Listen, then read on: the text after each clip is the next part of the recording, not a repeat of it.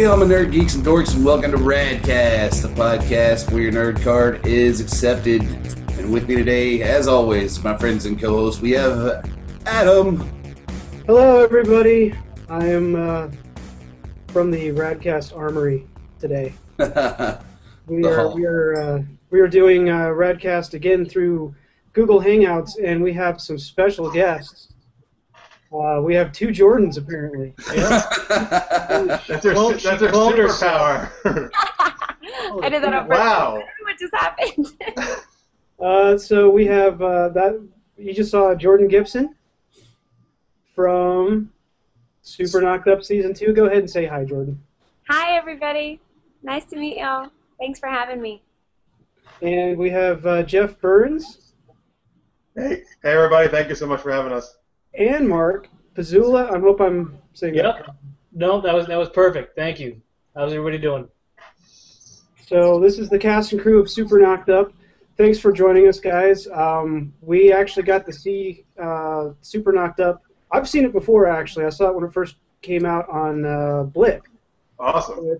But we were over at Strip, the Webcomic Expo, a couple weeks ago. Yeah. They were playing it there in circulation in one of the rooms. So Sweet. very, very cool to actually get to sit down and talk with you guys for a little bit. Cool. Our pleasure. Thank you for having us. So some of you guys are in New York. Some of you guys are in L.A. Is that right? Yeah, the girl who can turn herself into two people is in L.A. It's their split personality that showed up, I guess, right? That happened. Yeah, we shoot the series in upstate New York in Albany. That's where Mark and I and most of our crew is based. And Jordan's in LA, and she'll be coming in here for 3 weeks for rehearsals and shooting of all season 2 in October. That's cool. Now, Jordan, have you been to Albany before? Yes. Yeah, actually, I was there a year ago, strangely enough, and I kept walking around town. And it was so pretty. I was by the Capitol Repertory Theater there. I don't know if that's downtown or what. It was an old part of town. But maybe the whole town's old. I don't know. It's beautiful. And I kept saying, I really want to film something here because it's so picturesque. It looks very cinematic. And I'm gonna. Well, I'm an old New Yorker. I used to live in upstate. So I used to be in Albany quite a bit. I lived in Kingston. And Geekston? That's what I thought he said also. Like, you didn't even stand a chance, buddy. No. Well, hey, nerd podcast. So Right. I actually shot one of my short films in Kingston, yeah. Oh, And, Kingston. Okay. Yeah. I wish it was called Geekston. Kingston would be awesome. Then that's where all the cons would be at. So It's this weird mashup of accents all mixing together there. I guess it's a little bit of Texas, a little bit of New York, a little bit of, what is it, Idaho? Where are you yeah. from?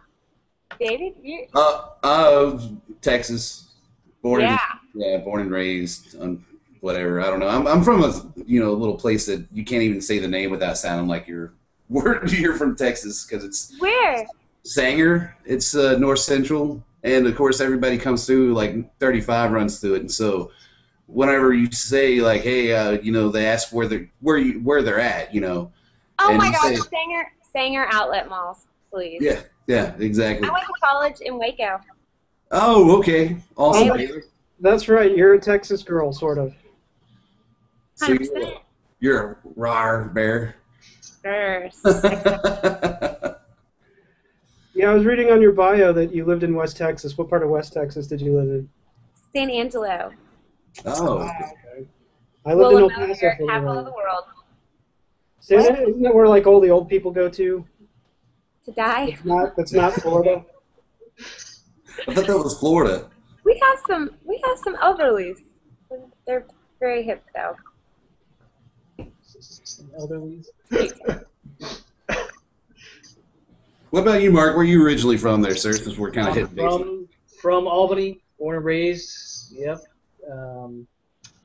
Yeah. Let's see. I never left. Did I ever leave Albany? Binghamton. Nope. Oh, yeah. Binghamton. I lived out in Binghamton, which is Another upstate town. another upstate town for like a year. Okay. Other than that, Yeah. Yeah, we actually went to the same high school. We weren't there at the same time, but yeah. So Oh, okay. So y'all weren't in the same class together. Didn't kind of geek out and nerd out and be like, one day we're gonna do this. No. Show. It's gonna be so awesome.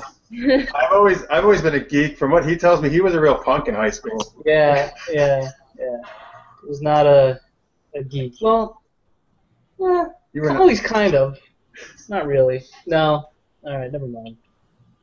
But yeah, no, we met after high school, and started doing the geek stuff, films. He got me my first job at a film set, doing crew. That was a big mistake. Yeah. What film was that? It was just a short film. Oh, okay. Like a local independent production. Cool. But it was pretty big. I mean, it was for a short film, it was pretty big. It was pretty big. Awesome. And then just got me jobs on other short films, and then I just auditioned for one of his one day and decided to be in front of the camera. Yeah, what got you into acting? You know, I've always loved watching films, and I'm a big film buff. Me and my brother just always were huge fans of cinema. And then when I got my first job behind camera on crew, that was great. I just got to see the whole process, and then nothing actually really made me want to be an actor. I just decided to give it a try one day and, as a hobby. And auditioned for a couple things, didn't really get anything, and then a friend of mine, Jay, saw my audition for Jeff's short film a long time ago, and just decided to put me in his movie because he liked my audition for that film. And he has lower standards apparently. He does. His standards are way lower than Jeff's. And yeah, I just enjoyed it. You know, it was fun, becoming another person, and it was interesting and a good time. So I just decided to follow it, to pursue going. Now, Jeff, I wanted to talk to you for a second because I know you were shooting some stuff at one of the local cons there, and I wanted to ask you about the size of the cons because it looked sort of small, and I have an affinity for smaller cons. We do a lot of coverage at a bunch of different conventions and stuff like that, and it seems like to me like the bigger cons are kind of wearing me out. But I wanted to ask you about the stuff that was going on in Albany because it actually looked really, really cool. Sure. Yeah, Albany Comic-Con, going for a few years now. It is definitely a smaller con, but it's really well run. John Belsky's, who owns a local comic book store here called Excellent Adventures, runs it, and he does a great job. And you know, there's great people there. They do get some big names, like Ron Mars is always there. You know, writer of Witchblade and Artifacts and stuff. It's cool. You know, like I've been to all different size of cons, from ones like Albany and other ones like that to New York Comic Con, which is obviously gigantic.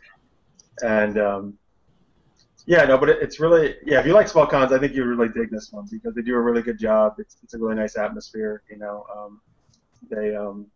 it's definitely not overwhelming by any, like some of the other cons might get for people.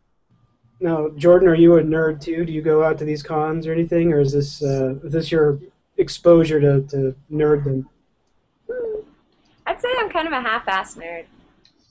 I've always wanted to go to Comic-Con, always.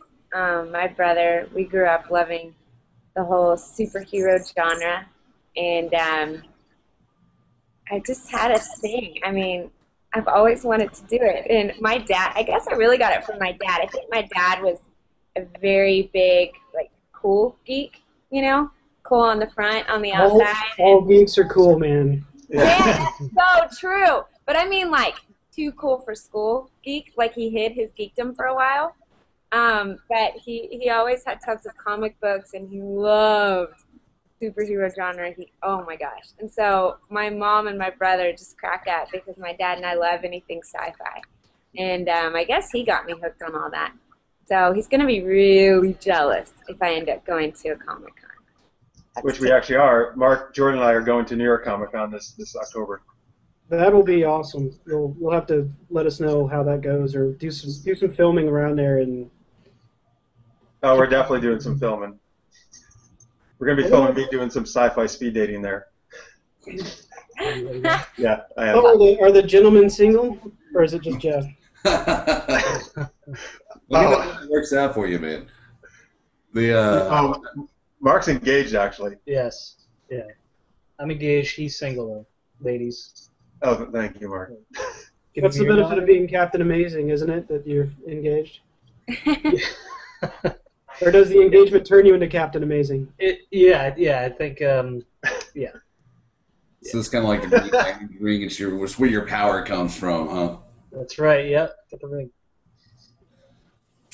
Well, I've been a comic book nerd probably since I was 6, and my parents got me into comic books because I was dyslexic, which brings me to another thing, Jeff. You do some work with dyslexic cats, don't you?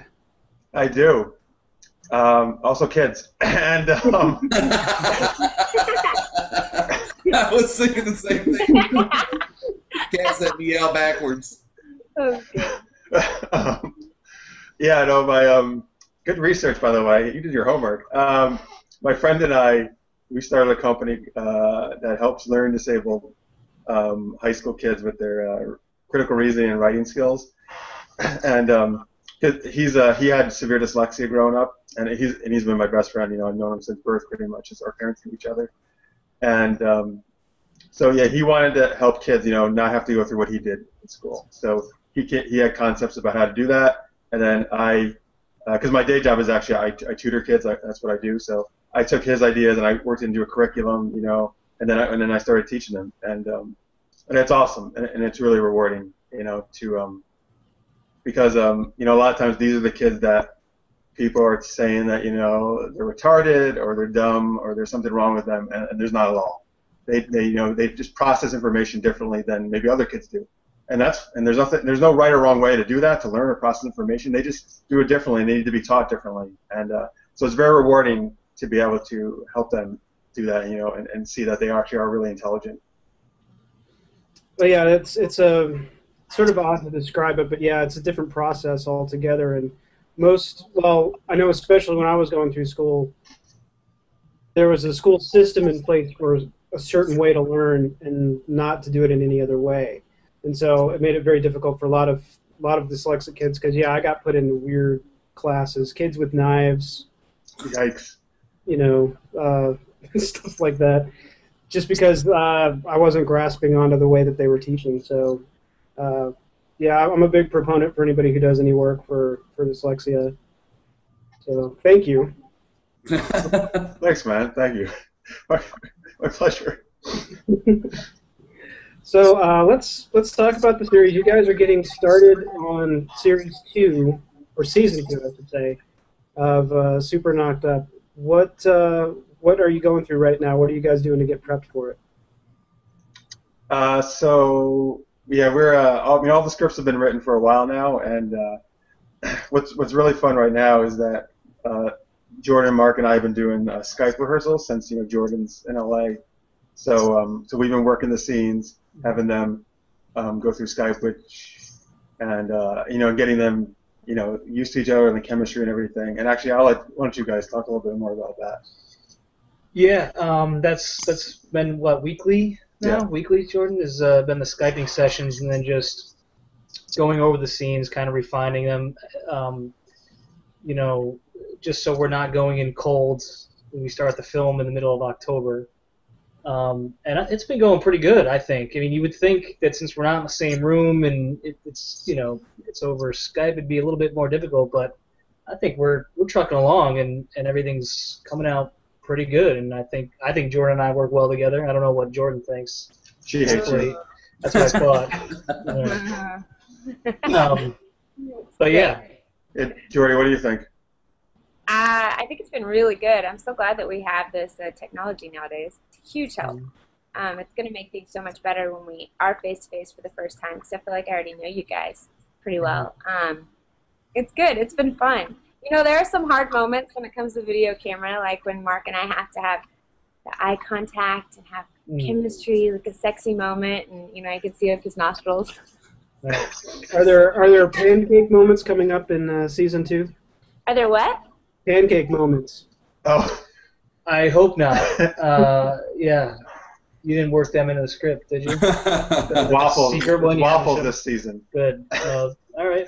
No, there's in season 1, Mark had to. If you watch episode 2, Mark had to eat a tremendous number of pancakes. It's Captain Amazing, he's a growing boy. He eats a lot of pancakes. Yes.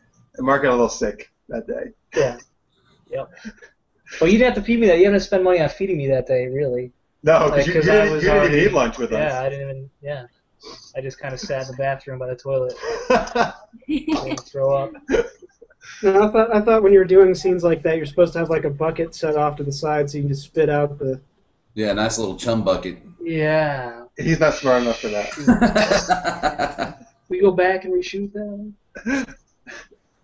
No pancakes this season. We got some pizza. We got some Chinese food. Good, all the stuff I love. Really? I love pizza and Chinese. Oh, good. All right, cool. That's why I did it. You're not gonna like pizza or Chinese ever again after this. Yep. Ruined it for You me. said you didn't like Chinese, or God bless, pizza. I was going to call you a communist or something like that. Nope. Definitely love pizza. Captain Amazing loves pizza. Yeah. So with rehearsing through Skype and all the technology as it is now, with your upcoming shoot, is this going to be the first time that you three actually meet in person? I know, of course, Jeff and Mark, you already know each other, but has Jordan already been out there and met everybody, or is this going to be the first time y'all actually meet in person, or is everything taking place over through the internet? Outside of the time Mark and I were like stalking Jordan outside her window, this will be the first time we meet in person. I thought you would. This we have. It's Jordan made a good point. I think we haven't met her in person, but I think I definitely feel, Mark, you can say too, that I actually know her pretty well, and that already we've gotten a good sense of how awesome she is, and she's ridiculously funny and an awesome personality, and like the sweetest girl you're ever going to meet, and obviously a tremendous actress too. So I mean, I think that's been the great thing about things like Google Hangouts and Skype, that I feel like I already do know her, and it's going to make it much more easier to meet in person. I think that's really cool whenever you have something to the effect of with Hangouts and Skype, to where you can actually do such things as rehearsals and screen tests, whatever, and then come up and not even actually meet face to face, actual touch until time of shooting. That's, to me, it's still just things like that just really blows my mind. I mean, it's, as far as we've advanced, it's like, oh wow, dude, this is really, really cool. Well, Dave's really waiting on the touching part. Exactly. That's how it goes. Now, Jordan, this isn't your first web series, correct? True. It's not. My second. I guess, have you seen any of Cell? I haven't had a chance to check it out yet. Sorry. I've been meaning to. I just haven't had a chance to. No, that's fine. Yeah, my first web series, it was actually shot outside of Austin, Texas, in a town called Smithville. Yeah, you know Smithville. Yeah. My brother actually used to live in Smithville for a little while. Really? Yeah. Oh, I love that town. It's so cute. Yeah. So Cell is a drama thriller. I loved it. It was really fun. So that was my first foray into film, and ever since I've just fallen in love with the web community. Everyone's really collaborative and so helpful. And there's the International Academy of Web Television and IAW TV, and they're such an amazing resource for anyone who wants to work on a web series or anyone who wants to create a web series. And Jeff just got real connected. He just dove in headfirst to IAW TV, and they've welcomed him. And you're gonna be a huge asset to that. I'm talking to your face down there. Well, I like the web field. Yeah, and Jordan actually introduced me to IAW TV, which was awesome, and they are a fantastic group. And they do an awards. They're doing their second awards this January in Vegas, and I submitted Super Knocked Up to that, so we'll see how that goes. And Sal that Jordan was in, they got a whole ton of nominations when they last year at their first awards. So, Jeff, can you walk us through sort of the process that you have to go through to get a web series up and running? Oh, God. Wow. Where do I start? So you guys, here, guys, help me out here. Yes. Geez, I don't even know where you started. Well, you start with the concept and the script. Obviously, it always starts there. And for me, it was about coming up with a unique idea, something that hadn't been done before in the superhero genre.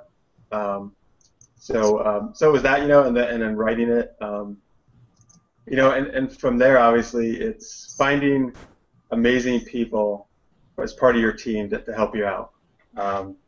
The cast and crew, and just finding people who are really passionate as passionate as I am about filmmaking, about the project, and who are willing to work for free, which is always tough. So that's the. That's I don't know, Jordan, say some stuff, and I'll think of some more things. I think, well, at least from my experience on Cell, I got to see that kind of from beginning to end. It was a lot of figuring out how to make it look as beautiful and professional as possible with the smallest amount of funds. And I think you get a lot of creativity with that, and I'm sure Jeff is figuring that out and whittling down his budget every day probably. I think that's a big part of it. And also finding, I already talked about how collaborative and helpful people are in the web world. So finding people that have that kind of mentality, like no diva attitude, in front or behind the camera. Like everyone, it's a group grassroots project. I think that's absolutely. And also, and really promoting it really heavily, using social media and all which is a great resource for indie filmmakers now. Facebook and Twitter and all the other stuff, and fan pages and blogs, and doing all that, which I started like a year and a half before the series even debuted. Getting the word out there. So I can't emphasize enough that, like, if you're doing a web series, that how important that promotion is, side of things, as important as the actual making of it, I would say. Now, you guys are also doing Indiegogo site for funding and helping you guys out with getting the funds together for it, correct? We are, yeah. We actually, you're the first one to hear about it, because the site went live like 5 minutes before we started our interview. Hey, so Raddcast exclusive. Yeah. So yeah, if you go to indiegogo.com/superknockedup, or you can just go to superknockedup.com, and there's a link right on our homepage. You can go to our page there, and if people don't know about Indiegogo, it's just like Kickstarter. It's a crowdfunding site where people can help us fund season 2 and contribute at different levels. And and depending on what level you contribute at, you get some really cool perks or rewards, like Mark will show up at your house, and you're gonna serenade some people. No, he's not gonna do that. I'll do that for free. He's gonna cook them pancakes. Yes, yeah. You'll eat 100 pancakes. The whole stack. I should have done that one. No, but there's a lot of cool rewards, like the comic book and getting the full seasons, doing chance for people to record their own commentary tracks to season 2, doing a video chat with Jordan, Mark, and I, and are giving me feedback on like some of the episodes for season 2. So there's a lot of cool stuff. At this level, like Jordan was kind of talking about, it's really, really low budget, and none of us have money, and we're all trying our best to be creative and make the best product we can, but we need help. So these Indiegogo and Kickstarter are great places where anybody can come out, and even if it's a few bucks, that's a huge help if people can donate. And we filmed a really we think a fun Indiegogo video. We did a little skit. Jordan does this awesome Super Knocked Up rap/rhyme, which is freaking phenomenal. So if you go to the page, you'll see all that in our video. We tried to make it creative and kind of show what we do in the actual series, and the fun we have and how much we love it. So yeah, if people can go there, we would really appreciate it. And what about I saw some stuff about a comic book, and you mentioned just about a comic book real quick. So what's going on with that, and what do you have going on with is it a web comic, or is it an actual physical comic book? No, it's an actual physical comic book. We have issue 1 of the Super Knocked Up comic book in both print version and a digital, like a PDF or a CBR version you can get too. Yes, please do, Mark. Good idea. Handy that it's sitting right there. Ooh. There it is. Mark, you're huge. Obviously modeled after my own body. And yeah, so that's the comic book actually tells more of the story, particularly like the story leading up to the one night stand and how they hooked up. So even if people watch season 1, if they get the comic, they're going to find a lot more information about what happened beforehand, a lot more action in it. You know, and I kind of like you, I've been a comic book and superhero fan since I was a kid, and it was really awesome to to say like I actually have done a comic book that I wrote and it's actually out there and that people can buy, you know, and actually just seeing the physical form of it there, it was pretty sweet. And so I mean, it's something I always wanted to do because I thought it was a perfect tie-in, of course, since it's superheroes. It's not cheap to do it, so I don't know exactly how we're going to move forward with that. Hopefully, if we get a decent amount in Indiegogo, we can keep doing more issues along with season 2. But yeah, it was awesome to do, and I had awesome artists, and they were a blast to work with. It was a great learning experience for me. Now, you guys also have a party that's going on Thursday? Yeah, party! Mm-hmm. Mark, you want to tell them about it? Yeah, it's... You know about it? Wait. Okay, yeah. This is the one with midget tossing. And, no, let's not insult people No? like that. That's not a good idea. I thought that's what we were doing. Little people tossing. Yes, little people tossing. That's it. No, it's a fundraising party. LPT. Any party with LPTs is my favorite. Up in Albany, 7 o'clock it starts. Yeah, this Thursday, September 13th, 7 p.m. 7 p.m. at the Linda in downtown Albany, which is a performing arts venue up here. Yeah. We've got it's another way for us to, one way to kind of give back to the fans and have kind of a night out and fun, but also raise some more money for season 2. We got a lot of awesome entertainment. We have stand-up comedy. We're gonna have our stunt corner do a fight demonstration right there, like how you stage a fight, for a film. We've got 2 bands playing. We've got a costume contest, so we're kind of trying to make it like a little bit like a mini Comic-Con and have, cosplay and stuff. Prizes, I don't know what else. Also, anybody in the area who's interested in, being an actor or crew on the film, they can come out, bring their headshots and resumes, network with us, that kind of deal. So, since Jordan can't be there in person, she did a special little intro video to everybody, so they'll get to see that too. Now, I wanted to talk about season 2 a little bit because there is a change in the staff. Since Natalie's gone from season 1 and Jordan's coming in season 2, how are you going to introduce it? Because obviously you have... Jordan, are you wearing a wig or coloring your hair, or what are we doing for this? We're going to do a Doctor Who, or you going to shave her head? There you go. I've got you covered with that. We can do that.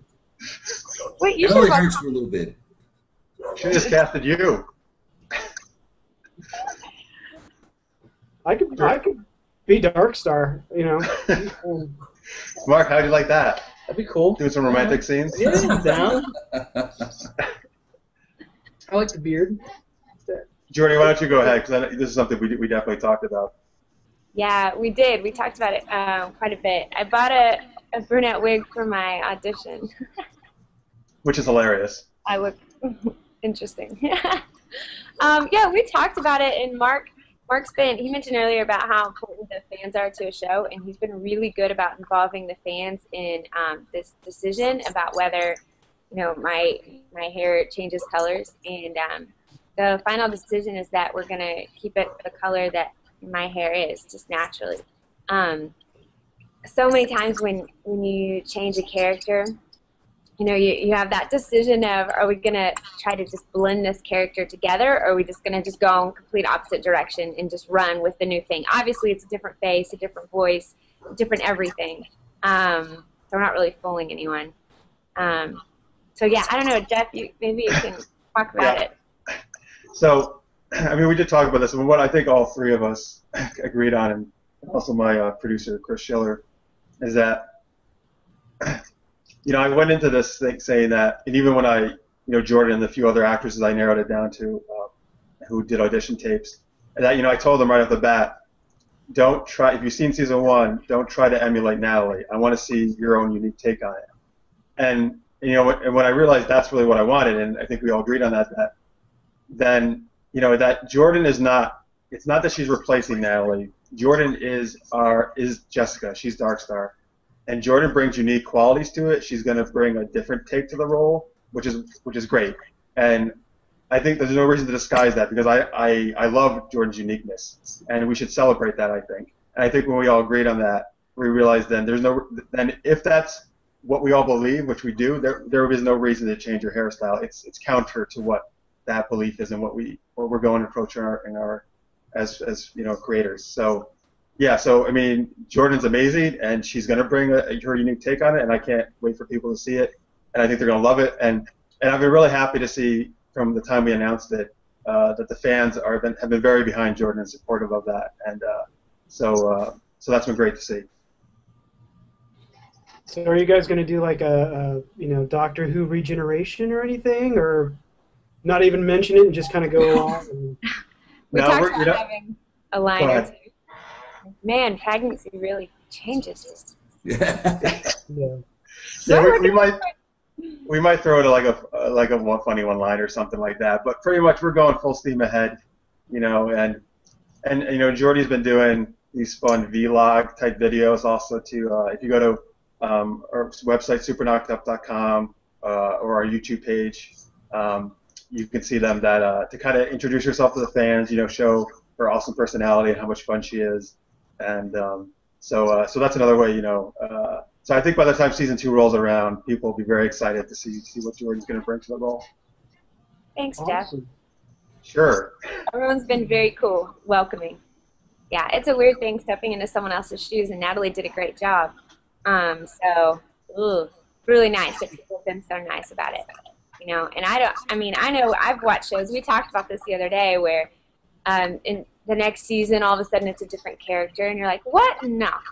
So I empathize, but hopefully it'll be a smooth transition, and people they seem to be open about it. So I like the idea of like a superhero pregnancy, maybe just kind of changing you. It's a superhero hormone thing. I like that idea. The baby kicked you so hard it made your hair change colors or something. That's actually you're Good idea. You're giving me ideas for lines. I'm writing this down. These are good ideas. I get a writer's credit. The baby kicked me so hard he turned me blonde. So, Jeff, I know you're taking notes there, but I wanted to ask you a little bit, because I actually work in audiovisual stuff myself, and I wanted to talk to you about some of the stuff that you're using to film this, because it does look really good. Thanks. I was wondering like what kind of equipment you're using and that type of stuff, and if you're using a bunch of cameras, or if you're tricking everybody with one camera, or how you're doing things. We just use Mark's cell phone. Yep. And no, we don't. And we use a combination of the Canon 7D and 5D, which are digital SLR cameras, and which are very popular now among indie filmmakers. And they're amazing, and they're not that expensive, so they're affordable. They give an amazing look. They give, depending on the lenses you're using, they can give a very filmic type of look with depth of field and stuff, which which is great. And yeah, so I mean, those are the cameras we've been using. It's all single camera shoot. I never do multi cameras. I actually don't really like that idea. I like focusing on one actor's performance at a time, or one shot at a time. I think only if you're doing some really crazy things like Hollywood movies are doing, you do multi cameras where you got to blow shit up, and you can only do it kind of once,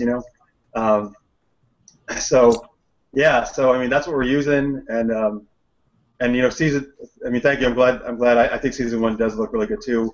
Season 2 we want to take up even further and make it look even better, and we're getting some actually better audio gear this year for season 2. I think the audio is good in season 1, but I mean we can do even better. Yeah, so I mean, so I think it's cameras that you'll find like a lot of web series and filmmakers are using, the Canons or other cameras in that price range. Cool. Do you have a particular lighting kit that you're using for anything, or? I mean, we use a variety of light. I mean, and I'm not a lighting guy. That's why I have other people doing that for me. But we used a lot of Kinos, and if these are for tech people who actually know what I'm talking about. a lot of Kinos, some Aries on occasion and stuff. But I mean, we use professional. There's a local company in the area called Cucumber Lighting, and one of the executive producers on my project, Mike Fierstein, owns it. So he provides lighting for us, and he has all professional film lights. It's stuff that real films use, So we're using professional stuff. We're not using like Walmart lights or something, or like work lights that sometimes people buy. See, that's their problem. We're using Walmart lights, Dave. Yeah, exactly. I get sunburned as we speak. Oh, sorry if you do that. Well, Dave's got a nice 500-watt bulb shining in his face right now. I'm a ginger, man. What do you expect? Like it's like I step outside, it can be cloudy, and I'm sunburned in 3 seconds. I really like it. I want to use that on season 2 and have that big red background too. I know. I love that background. The Echo Bay Studios, man. Come on down. You can film here. It's all good. I'll keep the dog from licking you to death. Yeah. I'm surprised you couldn't hear just a minute ago. She was going to ape shit in my bedroom. The neighbor fired something up here behind me in a big, huge diesel engine, and she was going crazy. Like, I don't know. But anywho. Yeah, Mark, what kind of work did you do behind the scenes on stuff? I've done script supervising, or continuity script supervising, general just PA stuff. What else? Chris? Fluffer was a job that I had. That was interesting. Pancake fluffer. Pancake fluffer. That was even more interesting. That pays really well, actually. You wouldn't think so, but yeah, just basic crew, lugging stuff, just the grunt work, which you like acting a lot better, right? I do like acting a lot better. You get treated with respect, actually, not by you. But by the actual crew. No, crew behind the scenes was fun too, but I do enjoy acting a little bit more. It's just I'm obviously more creative. You just be creative, and that's what I like being. So. Not that the crew doesn't do creative stuff either. No, the crew does. Well, the crew works harder. Let's be honest. The crew works harder than anybody on the set. I think they have to be there earlier. They have to stay there later. They don't get any of the credit. Yeah, they can be creative, definitely. Yeah. So we do love the crew, but I just prefer being in front of the camera. And now we'll be wrapping up pretty soon. But what can you take us through a typical day of shooting? Like, what's it like to shoot on set? And well, first Mark arrives. He makes a lot of demands. Mm-hmm. Like, where are my 5 assistants? Mm-hmm. Where's my latte? 7 assistants this season. All right, just, you got it. There's a reason for the Indiegogo site, so. Yeah, he pulls a Christian Bale at one point and usually screams at people and throws lights around. Yes. If they're shining too brightly, yep. I did kick the lighting guy out of the window one time because he ruined one of my shots. All right, so typical. And if people haven't worked on films, they're long days, and whether you're on indie or Hollywood, the industry standard is a 12-hour day, and so that's very typical for us too, And so yeah, we like Mark said, the crew, I and the crew will get there a little earlier before the actors, and it's just a matter of then just set, going over with my DP, my director of photography, what's the first shot, and then he has the crew, and they're setting up lighting for that.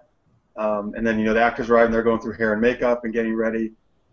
As the crew is setting up the first shot, I'll go through the scene, another maybe rehearsal, maybe once or twice with the actors just to kind of review things that we've already talked about, and then it's shooting, and then so it's a lot of long time to set up a shot, and then we shoot for a little bit, we get that, and then there's another long time to set the next shot.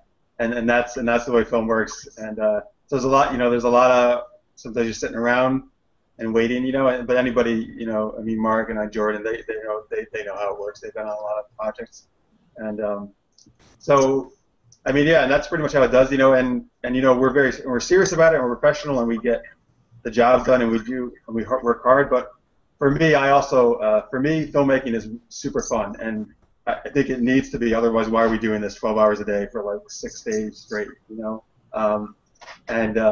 So I like to keep a fun vibe on set too. And we're and we're joking around, and maybe you can probably tell in this conversation. And Mark and I are always making fun of each other and stuff. And that's and the whole crew is fun. And so we're having a really fun time while we're also trying to make really awesome stuff for fans. So do you shoot all the episodes at once, or do you try to just separate it out and be like, okay, let's concentrate on this episode and then move on to the next? Or in season 1, we actually we shot like over a span of 9 months. Like we would take a weekend here and there, maybe every month and a half, and shoot an episode. But this season we're doing it totally differently because Jordan's coming in from LA, so we're shooting the entire season 2 in a 2-week span. Which is great. I love that. And but in terms of that kind of a deal, and like any film would work, we're not shooting like this episode and then this episode. We're bouncing all over the place. It's basically any scene that takes place in this location, you shoot like all those scenes there, no matter some of it's from episode 7, some's from 9, some's from 10. Yeah. So it's a total mix and match of episodes, and basically just structured in a way that makes the most sense logistically and the time-wise to shoot it. Yeah. Now, you said you're shooting in October. You got any outdoor shots for those of us who used to live in New York and really love the outside? Unfortunately, very, very few. Well, I say unfortunately because you don't get to see it, but good for us because interior shots are much easier to do and we don't have to worry about the weather.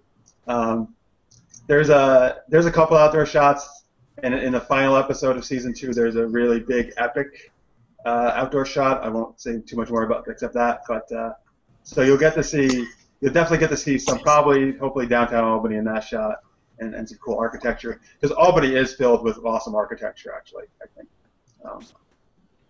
Now, so how do you end up picking where you're going to shoot at? Like, are those friends' houses, or how does that work? I'm laughing because in season 1, most of it was at Mark's apartment. But outside of that, locations that are not somebody's apartment, it's pretty much, getting whoever lets us shoot there, and it's cool, and I've been doing films for a while in this area, so I do have a decent amount of connections. And like for the museum scene, I just called up the director of this museum I knew and just asked him, like, hey, we need a museum to shoot in. And he's like, yeah, sure, you can shoot here, no problem. I was like, cool, thanks. And my sound guy had connections at this local like bar/dance club called Jillian's, where we shot a couple episodes, and so again, it's using the cast or crew, people they know, people I know. That's always the easiest, of course, because you have it in there. But in my past films, I've done plenty of cold calling, where I'll just walk into a place and I'll just call them up and say, hey, I'm a local filmmaker, this is what I'm doing, can we shoot in your place? And sometimes, like, obviously they say no, but you'd be surprised. You get a decent amount of places that actually say, yeah, that sounds cool, sure. Very cool. Well, I think that's going to wrap things up, guys. Thanks so much for joining us. We appreciate it. We thank everybody for watching our live broadcast. This will be we'll have this released out later this Friday, or Friday of next week, I guess, so people can watch it over again. But let's go over some of the stuff. You can go to superknockedup.com. Watch the series. There's a lot of like behind-the-scenes stuff. We didn't even get into the news segment stuff that you guys have done, sort of in between mini episode type things. Mm-hmm. Yeah, there's bonus episodes that played in between the season 1 episodes that people can watch if they go to our episodes page. Like I said, there's the what we call the Super Jordy episodes, which are Jordan's vlogs. You can also get that on the episodes page, where Jordan acts all weird and geeky. And there's the comic book there too, and and like at our Indiegogo.com/superknockedup, or right on our homepage, you can do that. And if you're in the Albany area, upstate New York, there's our party this Thursday, September 13th. Well, guys, thanks for joining us. I appreciate it. It's been a pleasure to talk to all of you, and we will definitely catch you later with Season 2. We appreciate the time that you've taken to talk with us, and we look forward to it. Yeah. Oh, thank you so much, guys. It's been a blast. Yeah, thank you for having us. Thanks, guys. Appreciate it. Thanks, guys. It's great talking with y'all. Same here. Y'all be good. Have a good one. Cheers. Bye. Take care. Good Later. night. Bye. Bye.